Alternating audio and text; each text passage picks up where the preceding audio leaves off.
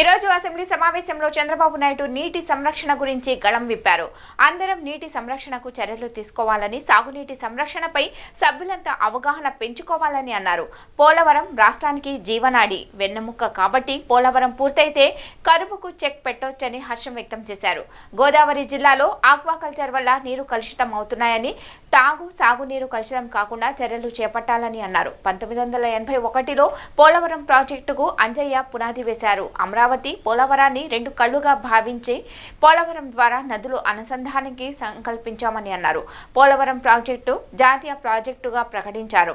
పోలవరంలో ముంపునకు గురయ్యే 7 మండలాలను మాత్రం తెలంగాణలో ఉంచారని అన్నారు.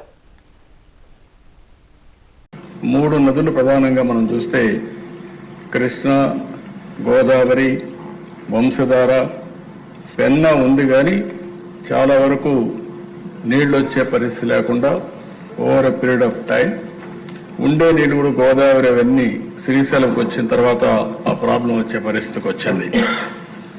ఈరోజు మన రాష్ట్రానికి ఒక గేమ్ చేంజర్ పోలవరం. నేను అందుకే అనేక సందర్భాలు చెప్పాను, పోలవరం ఆంధ్రప్రదేశ్ రాష్ట్రానికి ఒక జీవనాడి, ఒక వెన్నెముక. ఇది కానీ సమర్థవంతంగా కానీ మనం చేసుకోగలిగితే, అక్కడి నుంచి నదుల అనుసంధానం జరగగలిగితే ఈ రాష్ట్రంలో కరువుకు చెక్ పెట్టే పరిస్థితి వస్తుంది. కరువును నివారించగలిగితే బంగారం పండించే రైతాంగం ఉన్నారు, పెట్టుబడులు వస్తాయి, త్రాగునీటి సమస్య కూడా పరిష్కారం అవుతుంది. కొన్ని ప్రాంతాల్లో ఫ్లోరైడ్ నీళ్లుండి అనేక ఆరోగ్య సమస్యలు వస్తున్నాయి.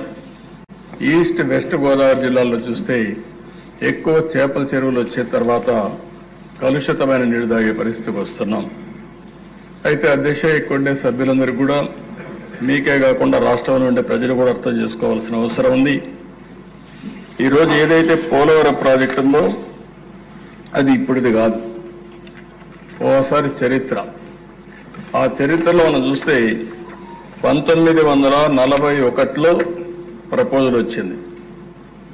1941లో దివాన్ బహదూర్ ఎల్ వెంకటకృష్ణయ్యర్, అప్పుడు చీఫ్ ఇంజనీర్ ఇరిగేషన్, అతను ఒక ప్రపోజల్ పెట్టాడు.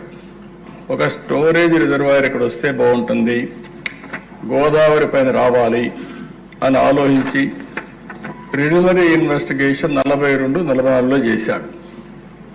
అప్పట్లో ఒక జీవో కూడా ఇష్యూ చేశారు.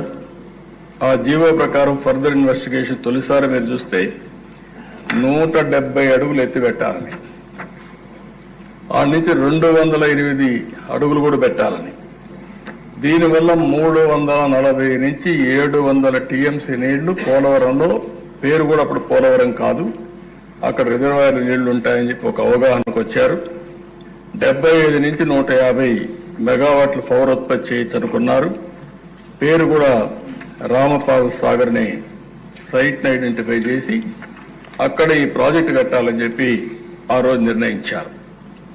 కడాన దిశ ఈ ప్రాజెక్టుని గోవిందరాజు అయ్యంగారని 5-6 ఆగస్టు 1947లో ఇవన్నీ కూడా కన్సల్టెంట్ గా ఉండి ఇవన్నీ ఎస్టాబ్లిష్ చేసి ఇది ఫీజిబిలిటీ ఉంది, selection of site for dam is the best available site అని ఫైనలైజ్ చేశారు.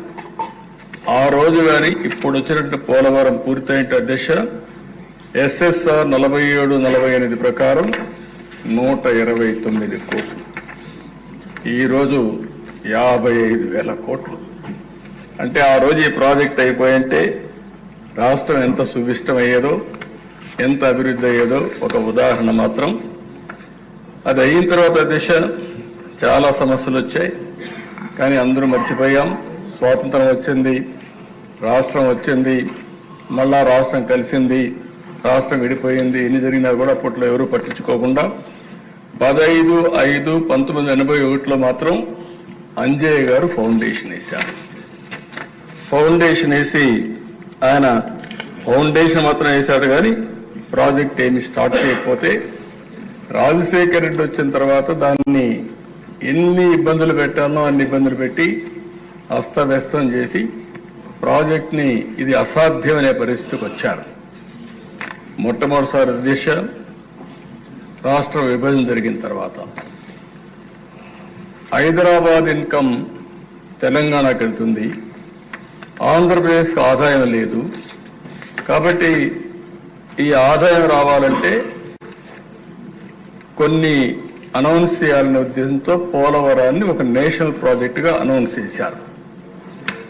ఈరోజు హైదరాబాద్ ఉంది అధ్యక్ష, నాలెడ్జ్ ఎకానమీకి చిరునామా. ఈరోజు దాన్ని ఒక ఆదర్శంగా చేశాం. అలాంటి రాష్ట్రానికి అక్కడ ఇచ్చినప్పుడు దీనివల్ల మనకు పూర్తిగా ఫలితాలు రాకపోయినా ఇక్కడి నుంచి శ్రద్ధ పెట్టాలనే ఉద్దేశంతోనే ఆ రోజు నేను ఒకటే ఆలోచించా. ఒకటి అమరావతి, రెండు పోలవరం. ఈ రెండు మనకు రెండు కళ్ళుగా తీసుకుపోవాలనే ఉద్దేశంతోనే రెంటిపైన కూడా శ్రద్ధ పెట్టాం. మూడోది ఆంధ్రప్రదేశ్కు ఉండే పెద్ద అవకాశం సీ కోస్ట్. పోర్ట్ లెడ్ ఎకానమీకి ముందుకు పోతే బ్రహ్మాండంగా అభివృద్ధి అవుతామనే ఉద్దేశంతో ఈ మూటిపైన కూడా దృష్టి పెట్టి ఒక పక్క పెట్టుబడులు, ఒక పక్క అమరావతి, ఇంకొక పక్క పోలవరం ద్వారా నదుల అనుసంధానానికి మనం ముందుకు పోయాము.